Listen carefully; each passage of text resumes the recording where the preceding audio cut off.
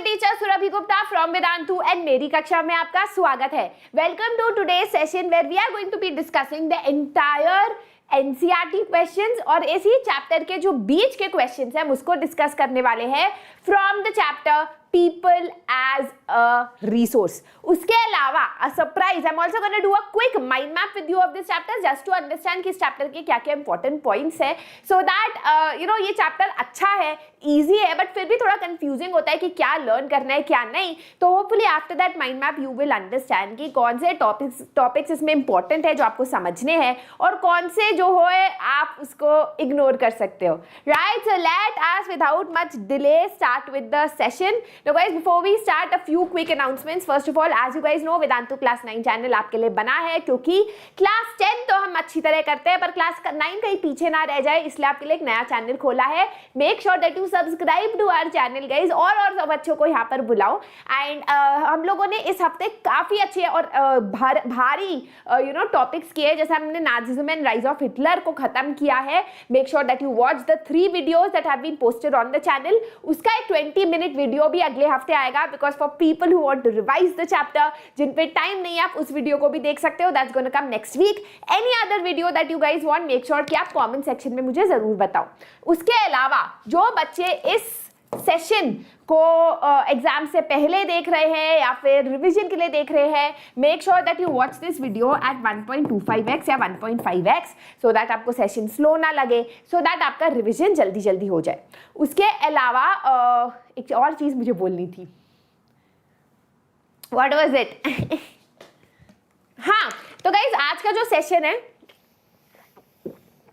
make sure that you watch this session while you have your NCERT open and you're writing down your answers there. याद रखना guys, NCERT question के answer specially जो chapter के बीच के questions होते हैं उसको आपको ठीक से करना है because those are your competency based questions. ठीक है, चलो शुरू करते हैं without much delay. Let me introduce myself to all of you who do not know me. मेरा नाम सुरभि गुप्ता है। I am your social studies educator here at Vedantu. I have done my bachelors from Lady Shri Ram College Delhi University, masters from Jawaharlal Nehru University. उसके बाद I was an assistant professor in college और अब मैं यहाँ हूँ teaching you guys my favourite subject SST। ठीक है, याद रखना guys, by the end of the year Vedantu class 9 नहीं, क्लास 9, 10 SST मतलब सुरभि मैम होना चाहिए। इतना अच्छा मैं आपको पढ़ाऊंगी कि by the end of the year social studies से ना आपको प्यार हो जाएगा। ठीक है, चलो शुरू करते हैं session. As you guys can see, इस हफ्ते हमने काफ़ी चीज़ें की है। पीपल एज अ रिसोर्स का पूरा चैप्टर का अगर आपको एक्सप्लेनेशन चाहिए, उसका लिंक जो है आपको डिस्क्रिप्शन बॉक्स में मिल जाएगा। Click on it and you can watch the entire video chapter explanation. उसके अलावा Nazism and rise of Hitler हमने इस हफ्ते कर लिया है, you can also watch that. And today we are going to be doing the NCERT questions of the chapter. चलो let's quickly do the mind map. ठीक है, just a second. So guys, mind map is nothing but a way for us to kind of look at what are the important topics of the chapter. ठीक है, चलो देखते हैं। Again guys, अगर मैंने कुछ मिस किया है डू लेट मी नो। पहले हमने पढ़ा कि what are the 3 sectors of economic activity. Economic activity वो एक्टिविटी होते हैं जिससे जो है गुड्स और सर्विसेज प्रोड्यूस होती है किसी भी इकोनॉमी में, जहां पर लोग पैसा कमाते हैं, अपनी आमदनी कमाते हैं, लाइवलीहुड अर्न करते हैं।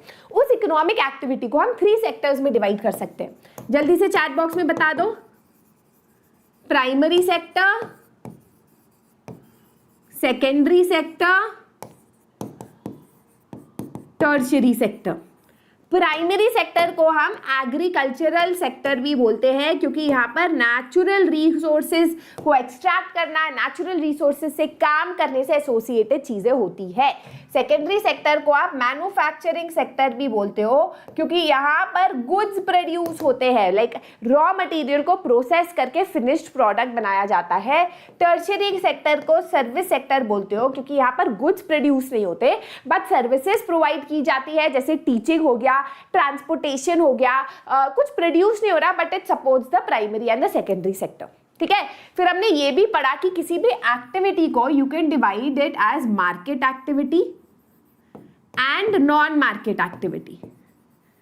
मार्केट एक्टिविटी क्या होता है? मार्केट एक्टिविटी वो होता है जिससे कि आप जो हो पैसे कमाते हो, यू अर्न मनी, है ना, यू अर्न अ प्रॉफिट, जिसको बेच के, सरप्लस को बेच के आप पैसा कमाते हो। वो कुछ भी हो सकता है, you know, if you are doing agriculture, which if for example मैं टीचिंग कर रही हूँ और आपसे पैसा ले रही हूँ, बट अगर मैं टीचिंग कर रही हूँ पर पैसा नहीं ले रही, चैरिटी के लिए कर रही हूँ, तो नॉन मार्केट एक्टिविटी होता है। अगर मैं केक बना रही हूँ पर बेचने के लिए नहीं, खुद के खाने के लिए, तो वो नॉन मार्केट एक्टिविटी होता है। फिर हमने देखा कि पीपल एज अ रिसोर्स, दो इंडिकेटर्स या दो चीजों से जो है लोग एक रिसोर्स बनते हैं। पहला है आपका हेल्थ और दूसरा है आपका एजुकेशन। ठीक है, हेल्थ एंड एजुकेशन, क्लियर। फिर हमने क्या पढ़ा कि हेल्थ जो है इसलिए इंपॉर्टेंट है बिकॉज इट इंश्योर्स कि एक पर्सन का पोटेंशियल रुके ना। Health, a healthy individual is an asset to the Indian economy, is an asset to the country, because a healthy person will be able to work to its potential, right. जो unhealthy लोग होते हैं वो liability होते हैं to the organisation and to the country.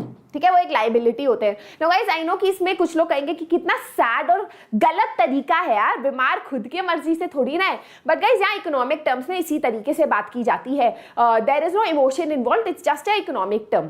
ठीक है, अब एजुकेशन के लिए बहुत हमने इंपॉर्टेंट चीज पढ़ी कि it contributes to the national income, वो नेशनल इनकम को कंट्रीब्यूट करता है, क्योंकि यहाँ पर जब हम हेल्दी है, हम पैसा कमा रहे हैं, तो हम देश के आमदनी को बढ़ाने में हेल्प करते हैं, right. It helps in increasing, it improving the culture of the country.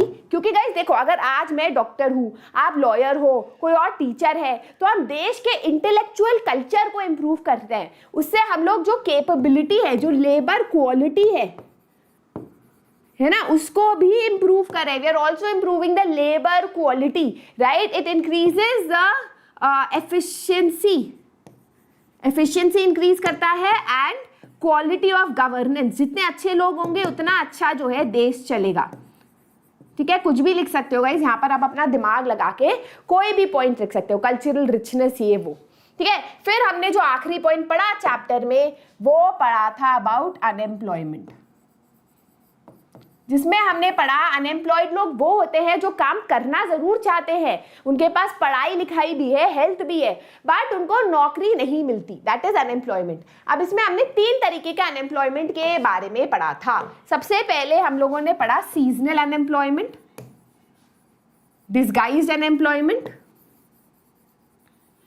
और जो नॉर्मल आपका अनएम्प्लॉयमेंट है। कुछ लोगों के क्या बोलूं मैं, कुछ लोगों के बुक्स में या कुछ लोगों के स्कूल में एक और टाइप ऑफ अनएम्प्लॉयमेंट के बारे में बताते हैं, सिस्टमैटिक अनएम्प्लॉयमेंट। मैं उसके बारे में भी आपको बता दूंगी, although it's not there in the NCERT. ठीक है, तो एक होता है आपका नॉर्मल अनएम्प्लॉयमेंट, आप काम करना चाहते हो, आप हेल्दी हो, आप एजुकेटेड हो, आप पढ़े लिखे हो, पर इकोनॉमी की हालत इतनी बुरी है, जैसे रिसेशन आता है, इकोनॉमी की बुरी हालत होती है, तो आपको नौकरी नहीं मिलती, उसको अनएम्प्लॉयमेंट बोलते हैं। सीजनल मतलब एक सीजन में आपको नौकरी मिलता है, दूसरे सीजन में नहीं मिलता। या एग्रीकल्चर में काफी देखने को मिलता है, जब हार्वेस्ट के टाइम और बीज बोने के टाइम तो लोगों को नौकरी मिल जाती है, पैसा मिल जाता है, बाकी टाइम वो बेरोजगार बैठे रहते हैं।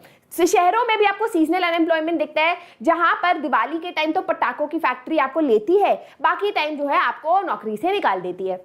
फिर आया आपका डिस्गाइज्ड अनएम्प्लॉयमेंट। डिस्गाइज्ड अनएम्प्लॉयमेंट होता है एक तरीके का छुपा हुआ बेरोजगारी, जिसमें आप काम करते हुए दिखते जरूर हो बट एक्चुअली आप बेरोजगार हो, क्योंकि आप अपने पोटेंशियल तक काम नहीं करते, है ना। फॉर एग्जाम्पल एग्रीकल्चर में बहुत ज्यादा इंडिया में देखने को मिलता है, जहां पर एक छोटे से प्लॉट ऑफ लैंड पे पूरा परिवार 10 लोगों का काम कर रहा होता है, बट उसमें से अगर आप 6 लोग हटा दो and only 4 people are working, तब भी आउटपुट में कोई चेंज नहीं आएगा। तो जो एक्स्ट्रा 6 लोग काम कर रहे हैं वो अपने पोटेंशियल पे नहीं कर रहे हैं, they are not increasing the output of the plot या ऑफ द फैमिली, है ना, ये प्रॉब्लम है। फिर आया आपका systematic unemployment. Guys this is not there in your book, मैं इसलिए बता रही हूँ क्योंकि कुछ बच्चों ने मुझे बोला कि उनके स्कूल में पूछा गया था, तो एक्स्ट्रा नॉलेज के लिए ले लो कि सिस्टमैटिक अनएम्प्लॉयमेंट होता है कि जैसे आप जो हो वो टाइपराइटर में काम करते हो, है ना, लेकिन टाइपराइटर की टेक्नोलॉजी इंप्रूव हो गई, जैसे आजकल एआई आ गया है ना, आर्टिफिशियल इंटेलिजेंस। तो पहले जो है अलग अलग, जैसे पोछा लगाने वाली आती थी, अब आपने रोबोट खरीद लिया तो पोछा लगाने वाली जॉब ही खत्म हो गई। तो जब टेक्नोलॉजी जो है जॉब्स को रिप्लेस कर देती है, जिसकी वजह से आप बेरोजगार हो जाते हो, उसको सिस्टमैटिक अनएम्प्लॉयमेंट बोलते हैं। But if it's not there in your book, it's okay. फिर हमने इसका इम्पैक्ट पढ़ा, जगह नहीं है लिखने के लिए बट कोई बात नहीं, ट्राई करते हैं। हमने इम्पैक्ट पढ़ा अनएम्प्लॉयमेंट का, कि वो इकोनॉमी को डिप्रेस कर देता है ना, इकोनॉमी को डिप्रेस कर देता है। पूरा इकोनॉमी में अगर लोग बेरोजगार है तो गुड्स एंड सर्विसेज प्रोड्यूस नहीं होंगे, इकोनॉमी ठप हो जाएगी, डिप्रेस हो जाएगी।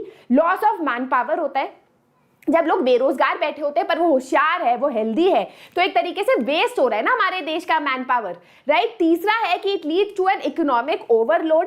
देखो, जो आपकी बेरोजगार पॉपुलेशन है, खाने पीने के लिए वो डिपेंडेंट होती है on population that is working, तो वो एक तरीके से एक डिपेंडेंसी और ओवरलोड क्रिएट करता है ऑन द इकोनॉमी, है ना। समझ गए? जैसे आप बेरोजगार हो, घर पे हो, पर मम्मी पापा कमा रहे हैं, अगर आप कमा रहे होते तो परिवार ऊपर उठता, देश ऊपर उठता, पर क्योंकि आप घर पे बैठे हो, कमा नहीं रहे हो, तो इसीलिए आप डिपेंडेंसी कर रहे हो ऑन योर पेरेंट्स, और इकोनॉमी में आप एक लोड बने हुए हो, है ना।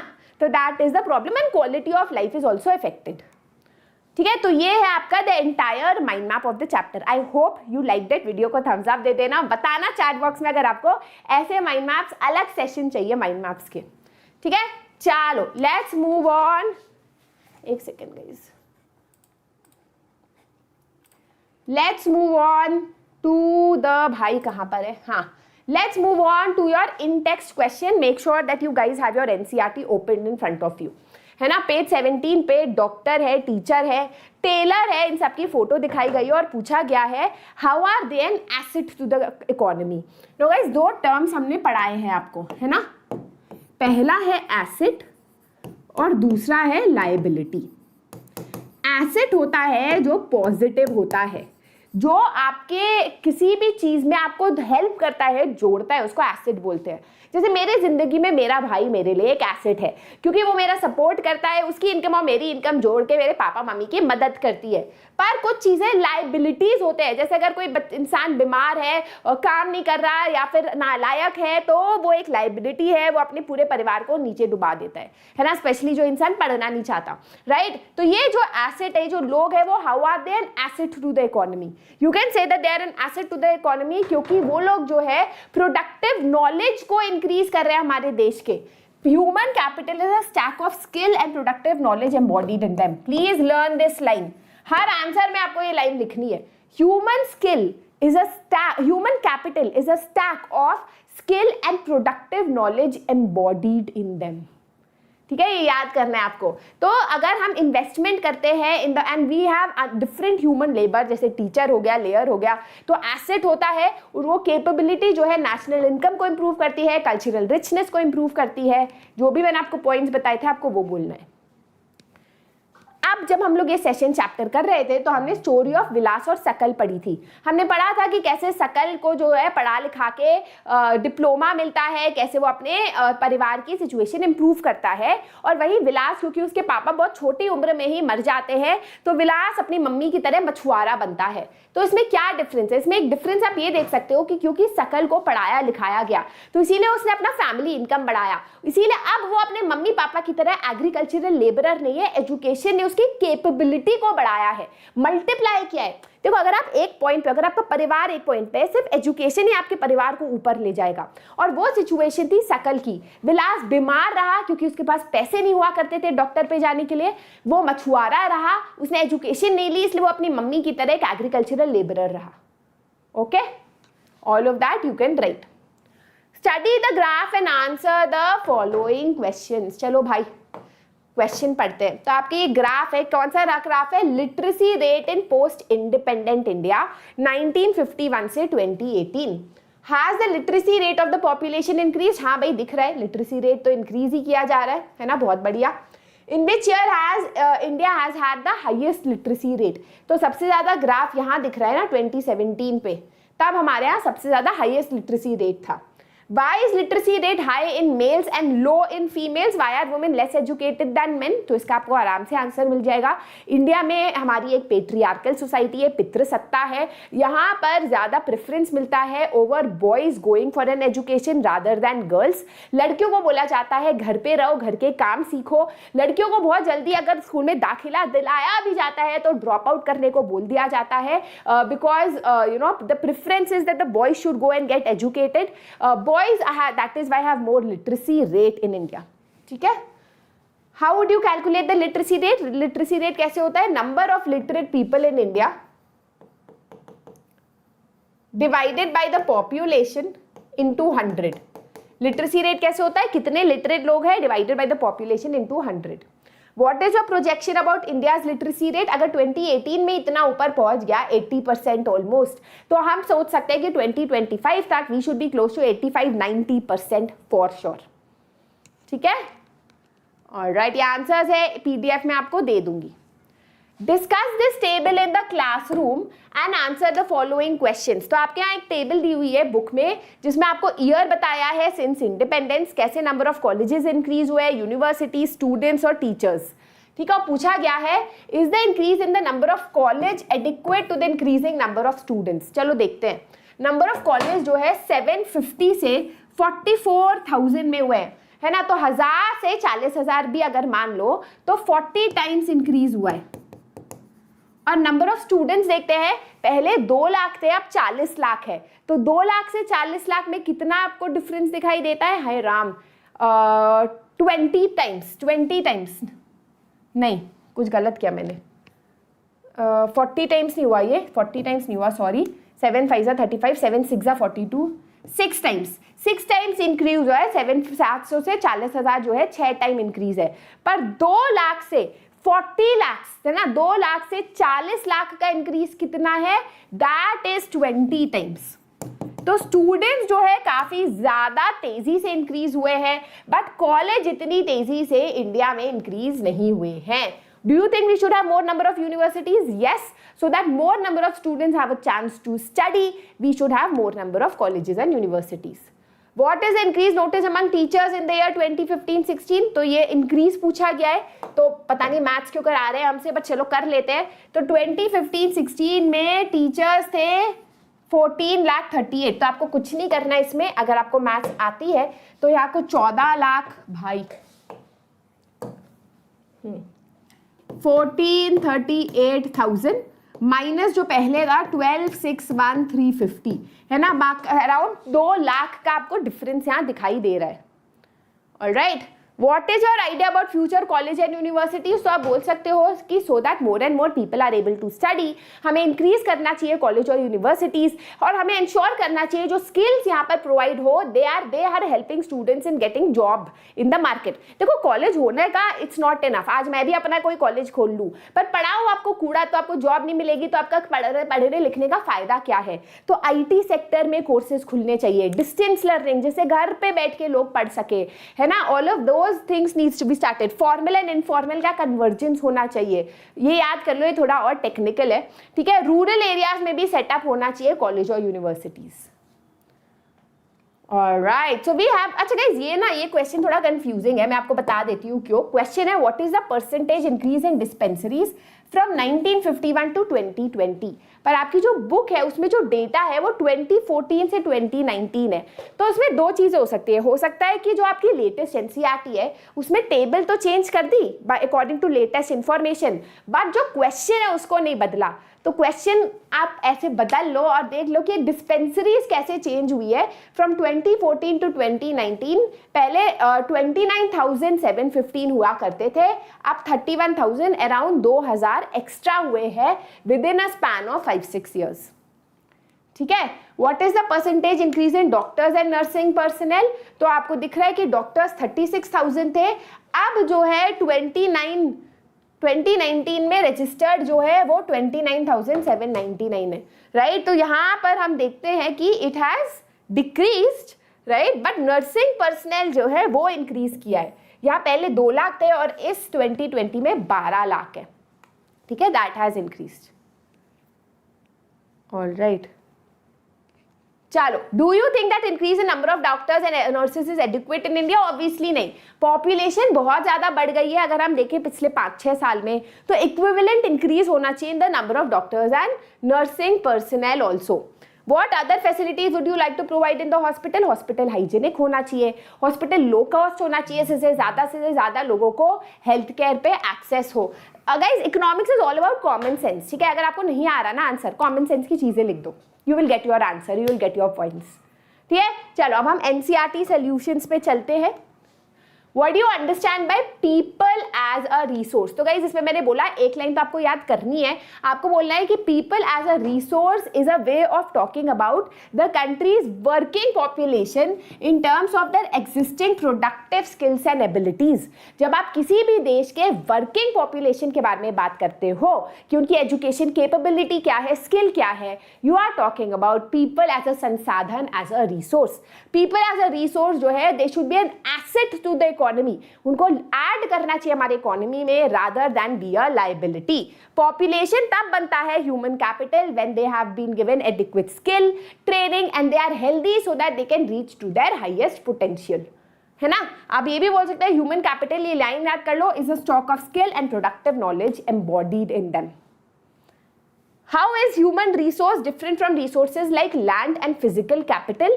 तो जो human resource है, land और जो physical capital है, वो limited है ना, fixed है। हमारे पास ऐसा नहीं है भगवान जी आके और land दे रहे हैं, पर human capital fixed नहीं है। अगर हमारी इतनी population, अगर हमें और human capital चाहिए तो हम उन्हें सिर्फ train कर सकते हैं, skill दे सकते हैं और हमारी human capital जरूर बढ़ेगी।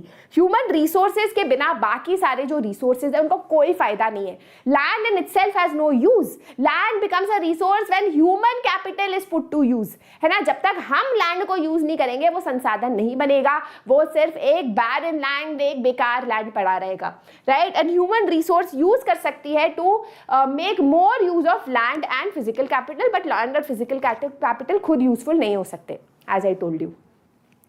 What is the role of education in human capital formation? तो आपको बता चुकी हूँ guys, when one person is educated तो पूरा परिवार जो है उठता है ना? तो when one person is educated तो एक फैमिली इनकम इंक्रीज होती है, नेशनल इनकम इंक्रीज होती है और इकोनॉमी को हमारा फायदा होता है, right? It adds to the quality of labour and total productivity of the country, right? It is a fact कि जब हम इन्वेस्ट करते हैं एजुकेशन और हेल्थ में, it gives us high return in the future in the form of higher earnings and contribution to society. अगर आप पढ़ो लिखोगे नहीं तो जैसे आपने विलास की स्टोरी पढ़ी, उसकी मम्मी मछुआरी थी, पापा के मरने के कारण वो स्कूल नहीं जा पाया, तो उसकी क्वालिटी ऑफ लेबर इंप्रूव नहीं हुई, वो भी मछुआरा बना, वो भी एक लेबरर रहा। पर अगर उसको पढ़ा लिखा जाते, क्या पता वो इंजीनियर बन जाता या कोई अच्छा कुछ बन जाता, जिसके वजह से उसके पूरे परिवार की आमदनी बढ़ती और क्वालिटी ऑफ लेबर और प्रोडक्टिविटी इंप्रूव होता, right? That is what you are going to write. Alright, what is the role of health in human capital formation? Health का क्या रोल है? तो आप बोलोगे a healthy person is an asset to the economy and unhealthy person is a liability to the organization and economy. क्यों? क्योंकि एक healthy person can reach up to that potential, can get educated, can increase the national income. They are not dependent upon anyone, है ना? ये एक important चीज है। Ability to fight illness improves the quality of life, भी वो proper और efficient way में काम कर सकते हैं, कंट्रीब्यूट कर सकते हैं समाज को, right? They can earn more and be more regular in their work. What part does health play in the individual's working life? तो गाइज ये सिमिलर सा ही क्वेश्चन है, आपकी वर्किंग लाइफ में हेल्थ क्या रोल प्ले करता है? हेल्थ इज वेल्थ है, हेल्थ है तो हम पढ़ाई कर सकते हैं, हम अपने फुल पोटेंशियल तक जा सकते हैं। हेल्थ इसीलिए गाइज, मतलब मैं बार बार बोलती हूँ कि हम ना बहुत फोकस करते हैं ऑन पढ़ाई, on everything in the world but not our health, ठीक है? जैसे आपकी फिंगर्स है, we don't even move our fingers, we should exercise our fingers like this, right? We should exercise our wrist, छोटी छोटी चीजें, वी शुड मेक श्योर कि हमारा पोस्चर अच्छा है, क्योंकि यही सब चीजें when you grow up, like you might have all of the illnesses, और तो आप कुछ नहीं कर पाओगे चाहे आपने कितना पढ़ा लिखा हो। तो हेल्थ इज वेरी इंपॉर्टेंट, ठीक है? ठीक है। What are the various activities undertaken in the primary, secondary and tertiary sector? ये बहुत आसान है। प्राइमरी सेक्टर वो सेक्टर है जो नेचुरल रिसोर्स से एसोसिएटेड होता है, जो भगवान की दी हुई चीजें होती है, अगर हमने उसे कनेक्ट करके कुछ कर रहे हैं तो प्राइमरी सेक्टर है। एग्रीकल्चर है ना, एग्रीकल्चर, डेयरी हो गया, डेयरी हो गया जिसमें हम चिकन, काऊ का मिल्क वगैरह कर रहे हैं, डेयरी हो गया, माइनिंग हो गया, all of this is primary sector. ठीक है। सेकेंडरी सेक्टर होता है जब हम रॉ मटेरियल को प्रोसेस करके उसको फिनिश गुड में कन्वर्ट करते हैं, जहां मैन्युफैक्चरिंग होता है। फॉर एग्जांपल आपका फूड प्रोसेसिंग इंडस्ट्री हो गया, राइट, जिसमें आपने टमाटर लिया और आपने टमाटर का क्या बोलते हैं, सॉस बनाया।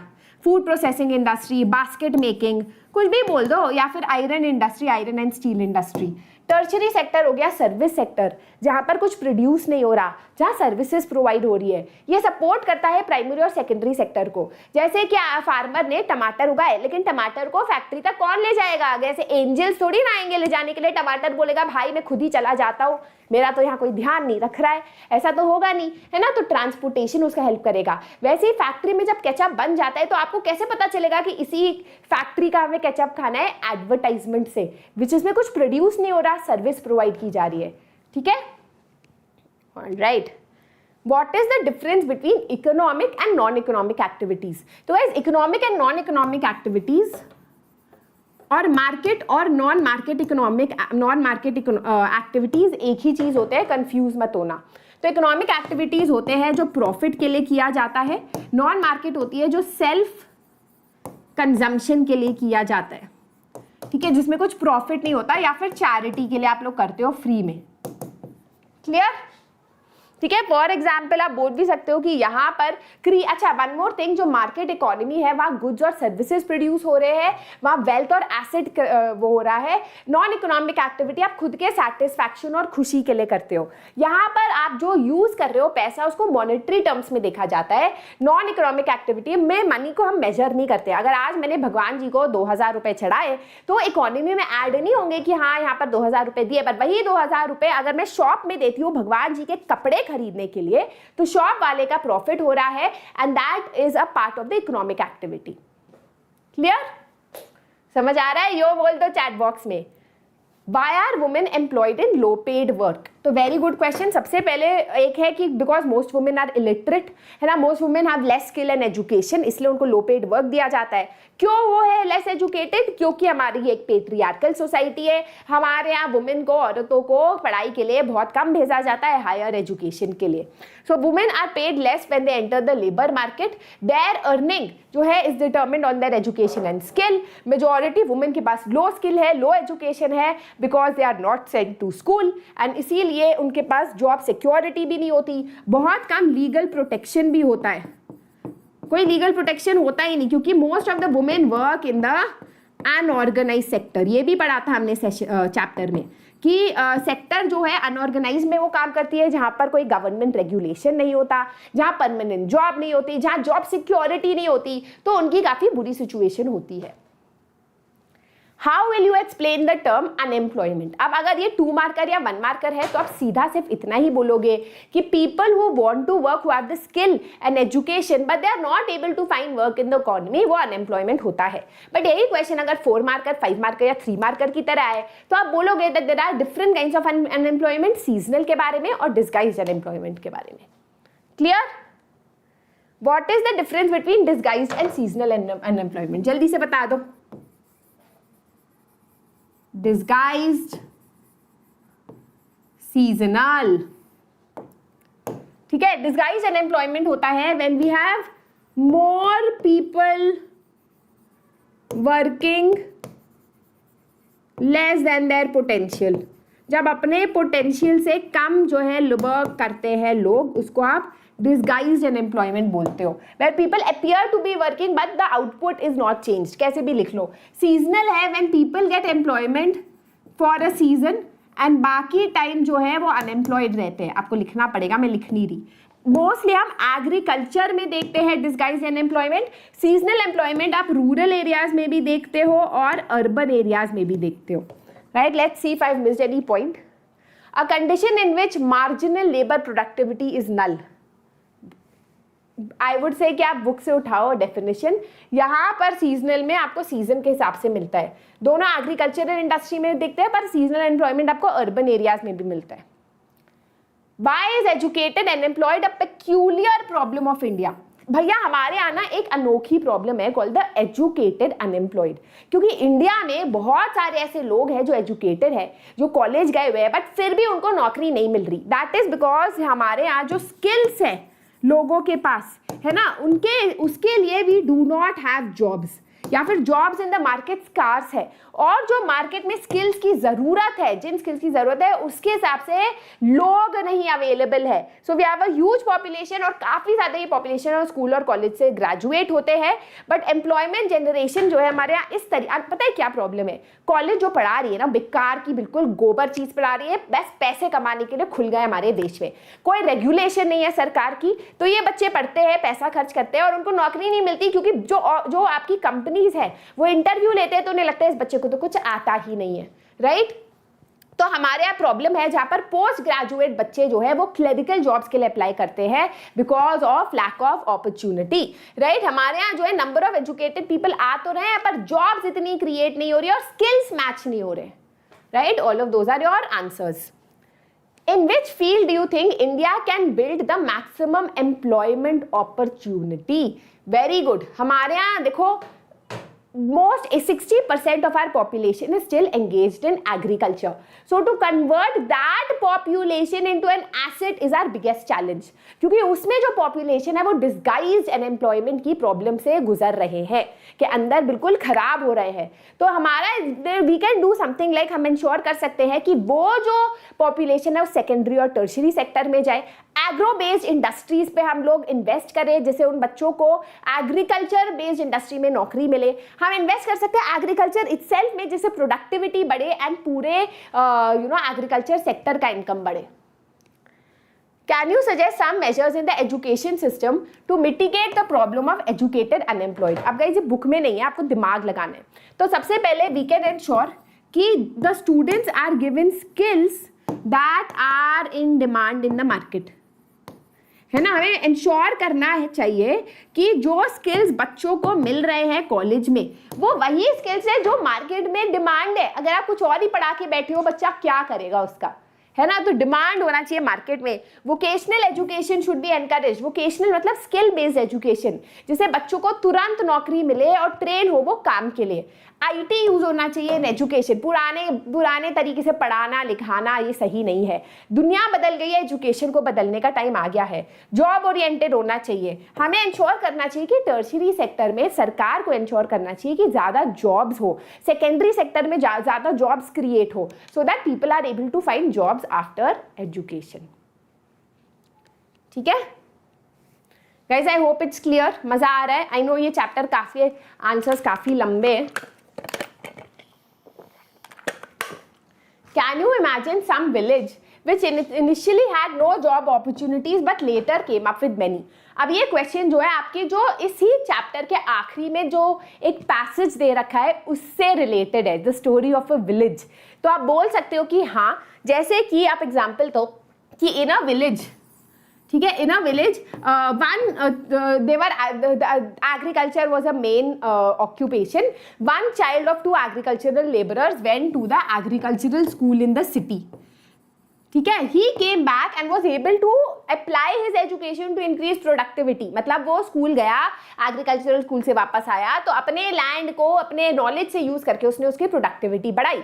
इसको देख के पूरे परिवार की प्रोडक्टिविटी और इनकम बढ़ गई। ये देख के पूरे गांव को काफी मजा आया और उन्होंने पंचायत से बात की और उन्होंने एक एग्रीकल्चरल स्कूल गाँव में ही खुलवाया। जब एग्रीकल्चरल स्कूल खुला बाकी बच्चे भी पढ़ के आए और उन्होंने अपने लैंड की प्रोडक्टिविटी बढ़ाई, तो इसे पूरे विलेज का जो है इनकम बढ़ा and we were able to see कि that improve the condition of people. अच्छा, यहाँ पर जब इनकम बढ़ी तो लोगों की इच्छाएं बढ़ी, उनको अच्छे स्कूल में भेजना था तो स्कूल, नए स्कूल्स खुले, टेलरिंग जॉब्स खुली क्योंकि लोगों ने कहा कि यार हम अपने अच्छे कपड़े पहनेंगे, नई शॉप्स खुली, यू नो। तो दैट इज हाउ वी सी कि एक छोटा सा गांव में एजुकेशन कैसे पूरे गांव को बदल सकता है।